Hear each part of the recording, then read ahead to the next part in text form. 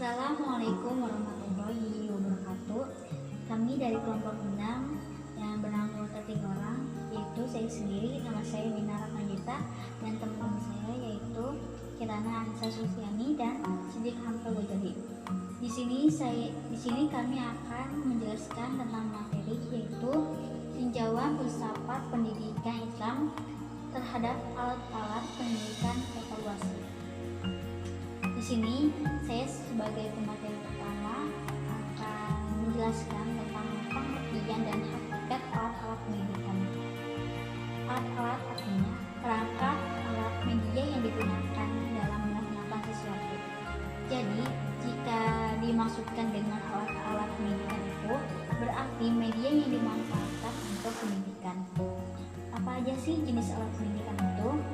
Jenis alat pendidikan itu ada 5 macam, yaitu yang pertama pendidik.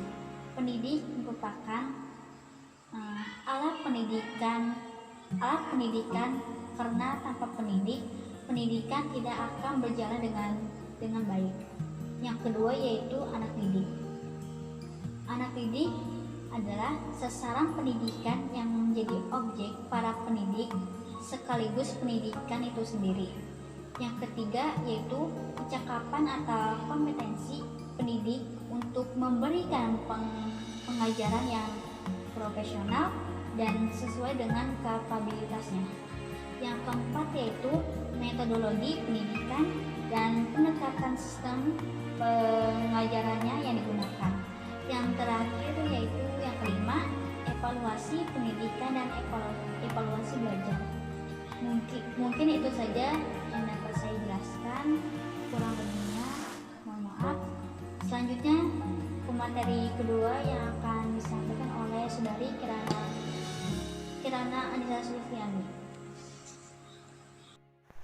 Saya Kirana Anissa Sulistiani, saya akan melanjutkan materi yang telah dibawakan oleh Saudari Nina. Pengertian dan hakikat evaluasi pendidikan. Evaluasi berasal dari kata to evaluate yang artinya menilai.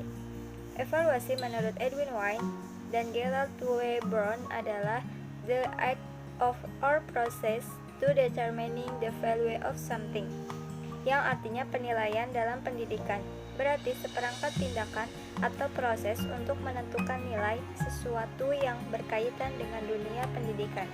Jadi, evaluasi pendidikan atau penilaian pendidikan adalah kegiatan yang terjadi dalam aktivitas pendidikan.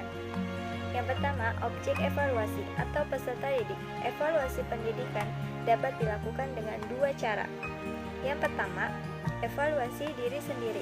Evaluasi diri sendiri adalah dengan mengadakan introspeksi diri atau perhitungan dengan diri sendiri. Yang kedua, evaluasi terhadap orang lain.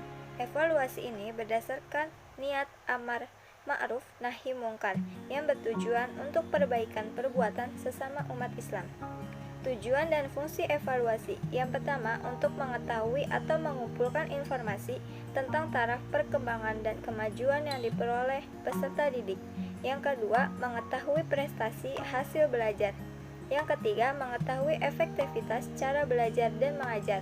Yang keempat, mengetahui kelembagaan, ketersediaan sarana prasarana, dan efektivitas media yang digunakan. Bismillahirrahmanirrahim. Saya Siddiq Hamka Ghazali dari kelompok 6 ingin melanjutkan materi dari Saudari Kirana. 3. Prinsip-prinsip evaluasi. Prinsip evaluasi pendidikan Islam dilandasi oleh nilai-nilai universal ajaran Islam. Adapun prinsip-prinsip evaluasi diantaranya 1. Berkesinambungan, yaitu evaluasi tidak hanya dilakukan satu kali saja. Yang kedua, menyeluruh, yaitu evaluasi dilakukan pada semua aspek-aspek kepribadian peserta didik. Yang ketiga, objektivitas, yaitu evaluasi dilakukan adil, bukan subjektif. Yang keempat, validitas, yaitu evaluasi yang dilakukan berdasarkan hal-hal yang seharusnya dievaluasi. Yang kelima, reabilitas, yaitu pelaksanaan evaluasi yang dapat dilaksanakan secara cermat dan tepat pada sasarannya. Yang keenam, ikhlas, yaitu evaluasi dilakukan dengan penuh ketulusan dan pengabdian kepada Allah Subhanahu wa taala. 4. Sasaran evaluasi. Sasaran evaluasi ini penting diketahui karena memudahkan guru dalam menyusun alat-alat evaluasi.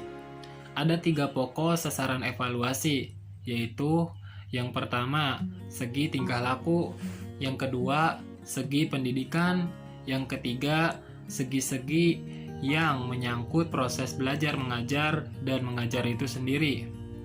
Yang pertama itu segi tingkah laku, artinya segi yang menyangkut sikap, minat, perhatian, keterampilan murid sebagai akibat, dan proses belajar mengajar. Yang kedua, segi pendidikan, artinya penguasaan materi pelajar yang diberikan oleh guru dalam proses belajar mengajar.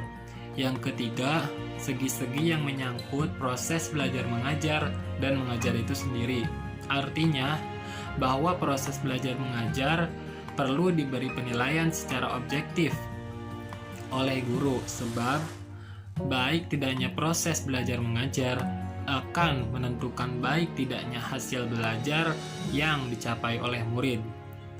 Mungkin cukup sekian dari kelompok 6, kurang dan lebihnya mohon maaf bila ada kata-kata yang kurang berkenan. Billahi taufiq wal hidayah. Wassalamualaikum warahmatullahi wabarakatuh.